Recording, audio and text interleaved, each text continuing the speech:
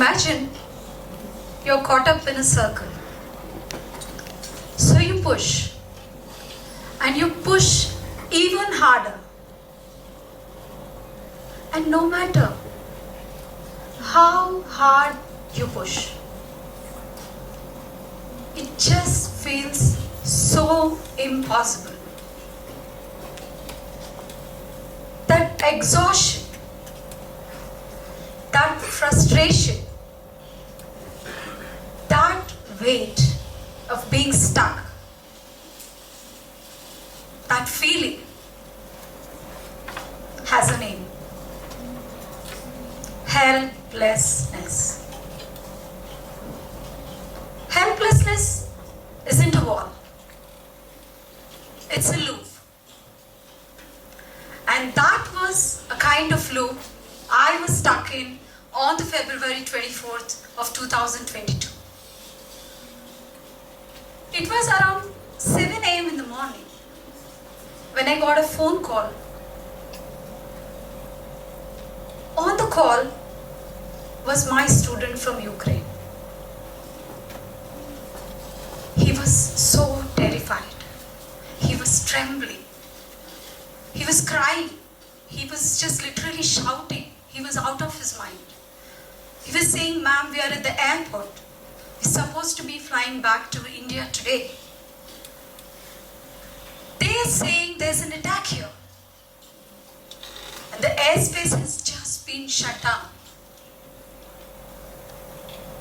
The airport is under total chaos. The people are running here and there. And they're just moving us out of here. What do even we do now?"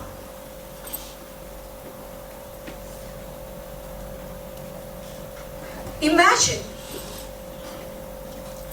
just being 19 years old and in that situation.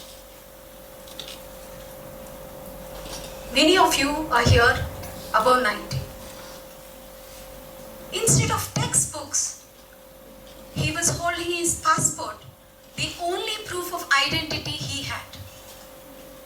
Instead of waking to an alarm, he wakes up to a siren to reach to the bunkers.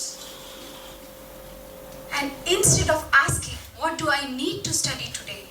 he asks himself, "Will I be able to survive the night today?" That day, I witnessed how easily a dream can change into a struggle for survival.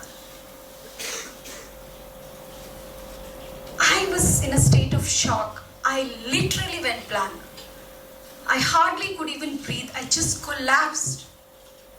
For he was just not one student there. There were hundreds in that airport, and there were thousands more in other places. How am I going to even rescue them?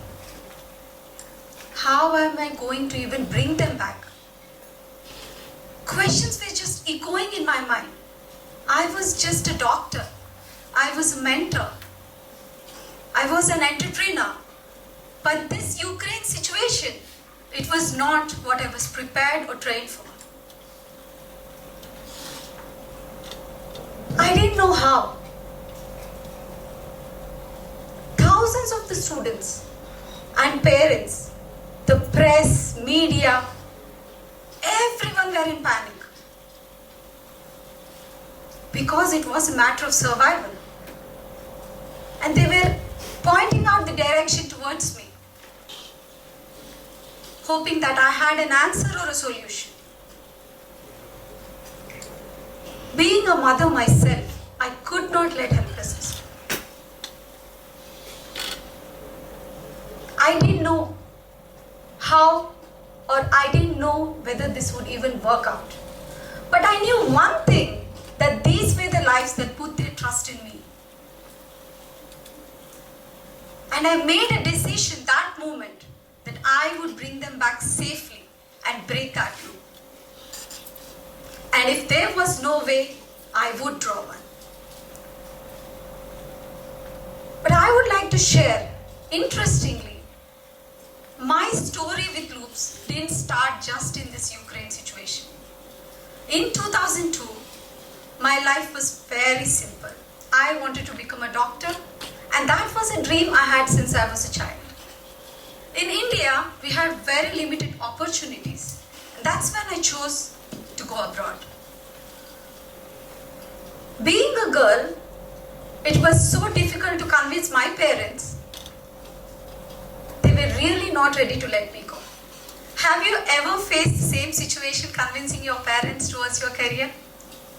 Yes? Imagine the courage I gathered to land in a foreign country where I don't know the language, the culture, or the people. The first phone call I made home was after 3 months, where my call lasted just 3 minutes in a freezing booth. Because we barely had access to mobiles. I literally struggled, I literally stumbled. It was a whole roller coaster ride for me, not only in education, but life itself. Because in mid of my education, I got married and I was expecting a child. It was so difficult for me to balance education and motherhood on a foreign land. I almost gave up. But thanks to the unsung hero of my life, my husband, Dr. Raj, who never let me give up and mentor me to walk that map. Not only did I just become a successful doctor, I wrote a book in that foreign language. I became an author and I got remarkable positions and appreciations from government. Together, we built a successful pathway to thousands like me to become doctors. I thought I knew struggles. I thought I knew hardships. I really thought. But Ukraine was something I was not prepared for. I knew I had to draw that map again. I knew I had to be the torchbearer again. Back to the situations in Ukraine. Every hour of survival was becoming a challenge. Getting out was the only solution we had. We were coordinating every minute, 24/7 with sleepless nights. You all went through lockdown. Trust me, it felt even horrible than lockdown. We had no access to anything. We were backing up food, we were backing up medical supplies, we were backing up everything possible, including power banks. For sometimes, staying in those bunkers would last hours, and sometimes staying in those bunkers would last the entire freezing night. There was no ventilation, there was no power. The students faced this with huge courage. And they had a faith that someone is working towards a solution for them. To our rescue, a ray of hope came. Operation Ganga was announced by the Government of India, by our Honorable Prime Minister, Shri Narendra Modi ji. But as the airspace in Ukraine was closed completely, the evacuation flights could be sent only to the European borders of Ukraine. That was 1,000 kilometers from where the students were situated. Now imagine the transport is not there, nothing is there. How do we even reach these 1,000 kilometers? We went back into the survival mode again. Did you know that the human brain actually works very hard when you're in a crisis situation? Just observe that. It helps us to form the directions, makes us do the patterns. I think that's what happened with us. we literally started brainstorming each and every possibility, not only alone, but with the governments, with the ministries, with the embassies, with the mentors, experts, and the students themselves, because they're the most intelligent human beings, on calculating every single possibility we had. Of course, zero risk was what was running in my mind. I started exercising on the previous evacuation plans. When I came up with the train evacuation, everyone was like, are you really out of your mind? Airspace is closed, transport is blocked. What are you even talking? What you're talking, train evacuation? How is that even possible? It just felt so impossible. But I refused to give up. I made countless communications. I knocked every single door possible with my good relations and with the institutional support and with the support of the Ministry of Transport of Ukraine. We actually did it. We got the first special train permit to evacuate the students to the borders through the train. Challenge after challenge we started facing. Can you even imagine, you're all 100 people sitting here? Will it be easy for everyone to move immediately? We were talking about thousands of the students. And how are they going to even move to the same place and at the same time? That too in such situation. We immediately opened the information portal and the WhatsApp groups together as teams. We worked tirelessly, sleepless nights. And we were checking every single person name by name, not to miss anyone. At last, we moved them to the train station. The first train slowly started moving beyond its capacity. I was like, okay. But to my shock, half of the students were still on the platform. Not all of them were on the train. You may ask why. Because most of the locals also occupied that train. That was the only train we had. And again, my heart just skipped a beat. I was terrified. I really didn't know what to do. But I started contacting all other people. But to our luck, since we already had the permit on that route, a second train was allotted in the next 2 hours. And when the second train arrived, imagine 120 students being seated in a 60-seated compartment. That's how they were adjusting themselves. They were in panic. The students were in panic. They were having panic attacks. They were totally disturbed. There was also a 9 months pregnant girl with 2 lives in her. There were students who had asthma. The train slowly started moving. We geotagged everyone. And as the train moved, we were seeing the glowing dots on our phones. It was such a emotional moment for all of us. And it was the longest and the most unforgettable night of my life. 20 hours for us can just seem like a day, but 20 hours seemed like 20 years for me. I was praying God for every single second, just hoping that they would reach safely. At last, the train safely reached the borders. But we had to move them to the European borders. I must mention, thanks to the help of the NGOs, the Indian community, the local community, the embassies, who quickly shifted them to the shelter homes and shelter centers in Hungary. Now our job was to coordinate with allocation in their flights and put them on that plane.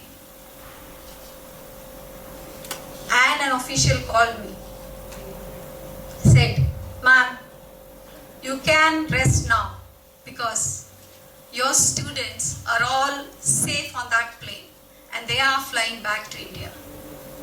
You can inform their parents to come and pick them up from the airport."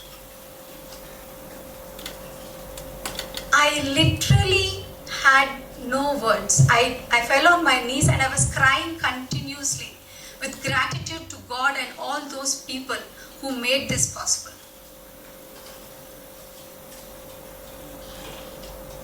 Many governments gave me a lot of awards, rewards, recognitions. News and newspapers made me their headlines of the day. They really blessed me with a lot of appreciation. But the biggest reward I could get is of that mother who met me at the airport when she came to receive her son. She hugged me, she kissed me, and she said, "Thank you for bringing back my son safely." That moment I thought I broke the loop. But I forgot the fact that, yes, we brought them to India, we broke the loop of helplessness in Ukraine, but there was another loop for them right there waiting in India. The education loop. As you're all studying in different courses, that's how they were all studying in different courses. They were in the mid of their education and their education was at stake. Their education map completely erased. In India, they were given so many promises, so much of assurance was given to them. But they were all trapped in a matter of uncertainty. We approached everyone possible. We approached governments, we approached Supreme Courts, we approached organizations. But nothing could be happened. Because medical education itself has a lot of rules and regulations. It was really not easy for them. And after a long way, even our government also started writing a lot of letters and lot of approaches to the other governments and other embassies to help them out.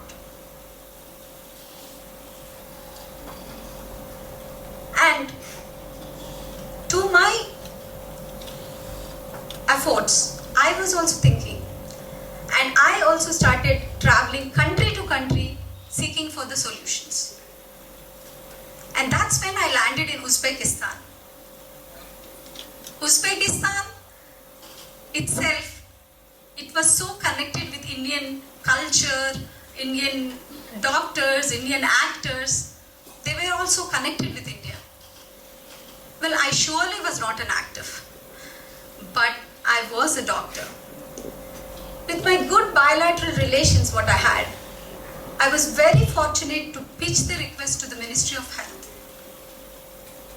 And after a month of struggling, negotiations, discussions, and requests to let them continue in the same year of education as per the rules and regulations, we finally got the special order from the Ministry of Health with the support of the governments, embassies and the ministries. After this, thousands of students were relocated to Uzbekistan. They not only relocated, but they were so successful that they cracked the India's most toughest licensing medical examination, where the passing percentage is only 20%, but they cracked it from 76 to 80% in the first attempt. They proved themselves as warriors. But I call them as the true heroes who are now proudly serving our nation. At last, I had a sense of satisfaction of all the tireless efforts that I made and all the sleepless nights I went through.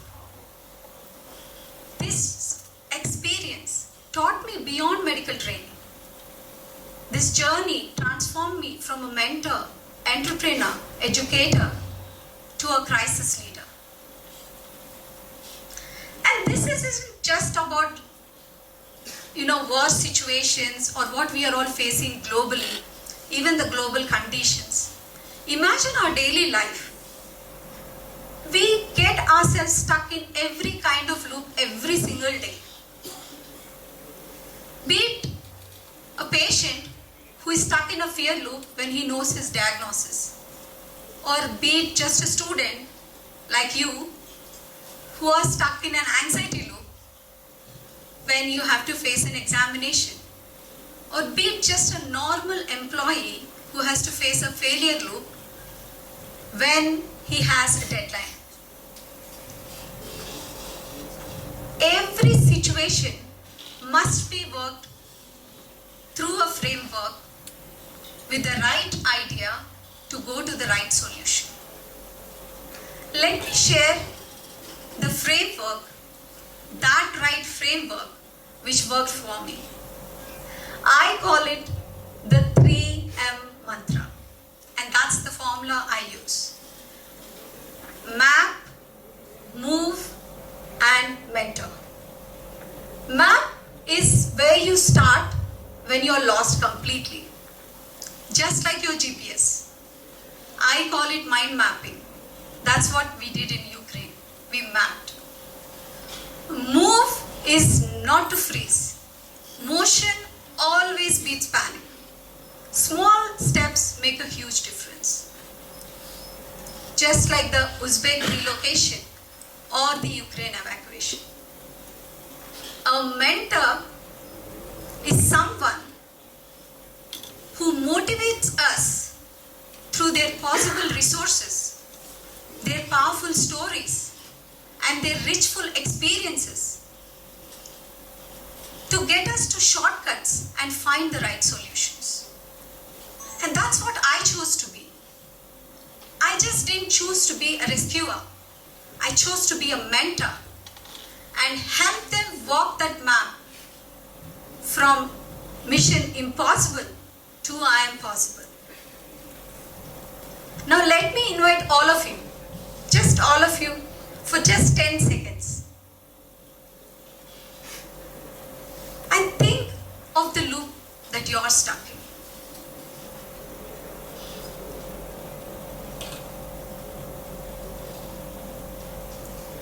And circle any of the 3 words: map, move, or mentor,